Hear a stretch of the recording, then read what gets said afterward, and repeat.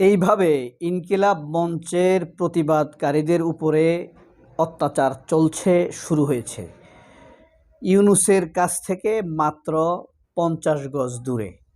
জুমা, ডাকসুন্নে আরও যারা নেত্রী আছে, জাবের অলরেডি আহত হয়ে হাসপাতালে। জুমা খুবই আহত হয়েছে। তারা কি সেখানে মারামারি করতে গেছে? না, তারা গিয়েছে শুধুমাত্র এই দাবিটি করার জন্য, শহীদ হাদি হত্যার বিচারটি যেন জাতিসংঘের তদন্ত কমিশনের মাধ্যমে করা হয়। শুধু সেখানে একটি চিঠি দিলেই হবে সরকারের পক্ষ থেকে। কেবলমাত্র এই দাবিটি করার জন্য হোটেল ইন্টারকন্টিনেন্টালের সামনে ইনকিলাব মঞ্চের কর্মী, সমর্থক, নেতৃবৃন্দ এবং সাধারণ জনতার সমর্থনে তারা সেখানে অবস্থান গ্রহণ করেছে আজ জুমার দিনে। কিন্তু কে বা কারা ডক্টর ইউনূসের বিরুদ্ধে ষড়যন্ত্র করার জন্য এবং ইউনূসের ইমেজকে নষ্ট করার জন্য ছাত্রছাত্রীদের উপরে, প্রটোকল প্রাপ্ত ছাত্রছাত্রীদের উপরে এভাবে হামলা করেছে? কেন সেখানে সাউন্ড গ্রেনেড পাঠাতে হবে? কেন সেখানে টিয়ার শেল নিক্ষেপ করতে হবে? কামান জল নিক্ষেপ করতে হবে? তাদের অপরাধটা কোথায়? তারা কেবল একটি দাবি জানানোর জন্য সেখানে গিয়েছে, সেই অবস্থানের উপরে এভাবে হামলা নির্যাতন চালা। পুলিশের ভিতরে এরা কারা? এখনও ঢাকার প্রাণকেন্দ্রে ডিউটি করে যাচ্ছে। ইনকিলাব মঞ্চের ভিতর থেকে সামান্যতম উস্কানিমূলক কোনো বক্তব্য দেওয়া হয়নি। সবার বক্তব্য, বিবৃতি, কথাবার্তায় কেবলমাত্র একটি কথা অনুরিত হয়েছে যে বর্তমান চলমান যেই মামলার, যে হত্যা মামলার তদন্ত হয়েছে, এটার উপরে আমরা আস্থা পোষণ করি না, আমরা বিশ্বাস করি না। ব্যক্তিগতভাবে আমিও বিশ্বাস করি না। আপনি কি বিশ্বাস করেন এই দেশের পুলিশ, এই দেশের আইন, এই দেশের সেনাবাহিনী ওয়াকারের অধীনে ভালো বিচার হবে, ভালো তদন্ত হবে? এই বিশ্বাস আমি করি না। এই কারণেই আমার পক্ষ থেকে, আমার মতো কোটি কোটি মানুষের পক্ষ থেকে, হাদিকে ভালোবাসে এমন লক্ষ লক্ষ কোটি কোটি মানুষের পক্ষ থেকে ইনকিলাব মঞ্চ সেখানে অবস্থান গ্রহণ করেছিল। সেই শান্তিপূর্ণ অবস্থানের উপরে, শান্তিপূর্ণ র্যালির উপরে যেই পুলিশ এখনও এভাবে নির্যাতন চালাতে পারে, সেখানে খুনি হাসিনার ছায়া দেখা যায়, সেখানে বেনজিরের ছায়া দেখা যায়, আজিজের ছায়া দেখা যায়, কুশাসক সেই শয়তান সেনাপ্রধান আজিজের ছায়া দেখতে পাচ্ছি আমরা, ইতর সেনাপ্রধান শফিউদ্দিনের ছায়া দেখতে পাচ্ছি আমরা, ওয়াকারের কুটচাল দেখতে পাচ্ছি আমরা। এই কুটচালের কারণে ওয়াকারের উপরে আমাদের বিশ্বাস হয় না। তাহলে কি এই খুনের দায় ওয়াকার নিয়ে নিচ্ছে? এখানে তো কেবল একটি নির্দেশ এবং কয়েক ঘন্টার কাজ। একটি নির্দেশ দিবে, লিখিত সিগনেচার হবে এবং একটি চিঠি লেখা হবে, ড্রাফট করা হবে, সেটা বাংলাদেশের জাতিসংঘের বাংলাদেশের লোকাল অফিসে সাবমিট করা হবে। কাজ এইটুকু। এবার তারা এই কাজটা কত জটিলতার সাথে করতে পারে, কত সহজে করতে পারে, এটার মধ্যে তারা তাদের দক্ষতা নির্ভর করবে, সেটা তাদের ব্যাপার। এই কয়েক ঘন্টার কাজটি তারা একদিন লাগাক, 2 দিন লাগাক, সমস্যা নাই। কিন্তু দাবি তো ওই একটাই, যে আমাদের শহীদ হাদি হত্যার বিচারটির তদন্ত অবশ্যই জাতিসংঘের অধীনে হোক। কারণ এখানে যারা তদন্ত করেছে, ইতিমধ্যে আমরা খেয়াল করেছি জজমিয়া নাটক সাজানো হয়েছে, ঢাকার কোন কমিশনারকে সাজানো হয়েছে, হ্যানত্যান সাজানো। কিন্তু যে খুনের মুখপাত্র বলতে যার হাতে শ্যুট হয়েছে, যে সরাসরি সরজমিনে হত্যা করেছে, এর পেছনে তো একটা লাগাম আছে।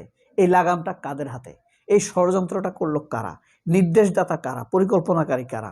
কারা যুক্ত? কারা অর্থায়ন করেছে? কারা পালাতে সহযোগিতা করেছে? এই কয়েকটি প্রশ্নের উত্তর খোঁজাটাই হলো তদন্ত। সেই তদন্তের উপর, রিপোর্টের উপর ভিত্তি করেই বিচার হবে। আমরা চাই সেই তদন্তটি দেশের অধীনে না হয়ে সেটা অবশ্যই জাতিসংঘের অধীনে হোক। আমি বিশ্বাস করি এই কাজে ইউনূসের কোনো গাফিলতি নেই। কিন্তু ইউনূসের আশেপাশে যেসব কুকুর, শূকর, ছাগল, অসভ্য, অবিচারিক, ধর্ষণকারীরা, হত্যাকারীরা, খুনের সমর্থনকারীরা বিড়বিড় করছে, ঘোরাফেরা করছে, তারাই এখানে জলকামান নিয়ে, পুলিশ ট্যাঙ্ক নিয়ে, ব্যারিকেড দিয়ে বাধার সৃষ্টি করেছে। তারা এখানে কি করতে পারত? তারা জুমাকে ডাকতে পারত, জাবেরকে ডাকতে পারত, রাফিয়াকে ডাকতে পারত। রাফিয়াকে যেইভাবে নির্যাতন করা হয়েছে, এটা আরেক বিস্ময়কর ব্যাপার। লিটারালি ওদের গলা টিপে ধরেছে। এখানে যে নারী ওদের দেখতে পেরেছেন জুমা এবং রাফিয়াকে কিভাবে পুলিশ এভাবে নির্যাতন করতে করতে নিয়ে যাচ্ছে, এবং এখানে দস্তাদস্তি করতে গিয়ে জুমা এবং রাফিয়া আহত হয়েছে। তার আগেই ইনকিলাব মঞ্চের যে এখন মুখপাত্র জাবের, আবদুল্লাহ জাবের, আহত হয়ে হাসপাতালে।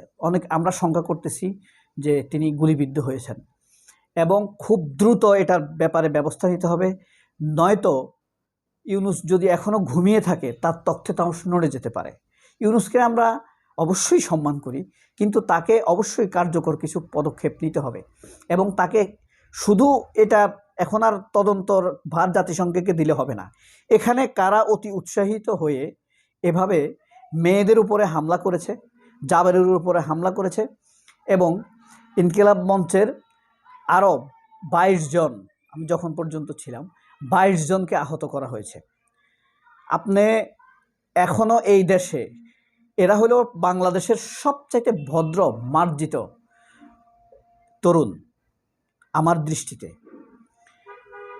এবং এদের মধ্যে কোনো অপকালচার নাই, মানুষকে হ্যারাসমেন্ট করার কোনো টেন্ডেন্সি নাই। এরা দেশের কথা ভাবে, দেশের সংস্কৃতির কথা ভাবে, ন্যায় বিচারের কথা ভাবে। সবচাইতে বড় কথা, এরা তো প্রমিনেন্ট। জুমা তো একজন প্রমিনেন্ট পার্সন বাংলাদেশের, হোক তার বয়স কম। রাফিয়া একজন প্রমিনেন্ট পার্সন, জাবের এরা তো প্রমিনেন্ট পার্সন, রনি একজন প্রমিনেন্ট পার্সন। তাদের উপরে পুলিশ যেভাবে হামলা করেছে, এখানে তাদের ভিতরে লুকায়িত ফ্যাসিবাদ জেগে উঠেছে, এবং তাদের অবশ্যই এটা উচিত শিক্ষা হবে। এখানে যে হামলা হয়েছে এটার বিষয়ে একটি তদন্ত হতে হবে। এই পুলিশদের চিহ্নিত করে এদেরকে শাস্তির মুখোমুখি করতে হবে, ক্ষমা চাইতে হবে, ক্ষমার পরে তাদেরকে শাস্তি দিতে হবে, এবং যে মেয়েদের উপরে যে হামলা করেছে এই ব্যাপারে তাদেরকে জবাবদিহিতা করতে হবে। কারণ ফ্যাসিবাদ পালাইছে 1.5 বছর হয়েছে, এখন এদের ভিতর থেকে ক্ষণে ক্ষণে এই শয়তানি, এরা কিন্তু ছাত্রলীগ, এসব পুলিশগুলা আওয়ামী লীগের আমলে নিয়োগ হওয়া, এদের ভিতর থেকে এগুলা জেগে উঠে। ফ্যাসিবাদীর সেই ভিতরের পুরানা আগুন মাঝে মাঝে জেগে উঠে, এই কারণে এদের উপরে চড়া হয়। কোনোদিন এদেরকে আমরা পুলিশের উপরে চড়া হইতে দেখি না, ওই যে আওয়ামী লীগের উপরে চড়া হইতে দেখি না। ছাত্রলীগ আওয়ামী লীগ ঝটিকা মিছিল করতো না, তাদেরকে কখনো ধরতে পারছে এরকম আমরা দেখি নাই। কিন্তু দেখেন ঠিকই নির্দোষ নিরপরাধ প্রিসাইজ সবচেয়ে পায়াস পোলাপাইনের উপরে হামলা করে তারা আবারও সেই কুৎসিত দৃষ্টান্ত স্থাপন করেছে বাংলাদেশে। এদেরকে কোনোভাবে ছাড়া হবে না। জাবের, আমাদের শহীদ ওসমান হাদির বিচার তো জাতিসংঘের অধীনে হবেই, তদন্ত জাতিসংঘের অধীনে হবেই। এই হামলারও সঠিক তদন্ত হতে হবে। আপনারা সেই দাবি করুন, যার ফেসবুক আছে স্ট্যাটাস দিন, যে যাওয়ার সুযোগ আছে সেখানে গিয়ে অবস্থান গ্রহণ করুন, তাদেরকে সমর্থন জানান, পানি খাবার যদি প্রয়োজন হয় তাদেরকে সার্ভ করুন, যে যেভাবে পারে সহযোগিতা করুন, যে মসজিদে আছে দোয়া করুন। সবাই অনেক ভালো থাকবেন। আল্লাহ হাফিজ, আসসালামু আলাইকুম।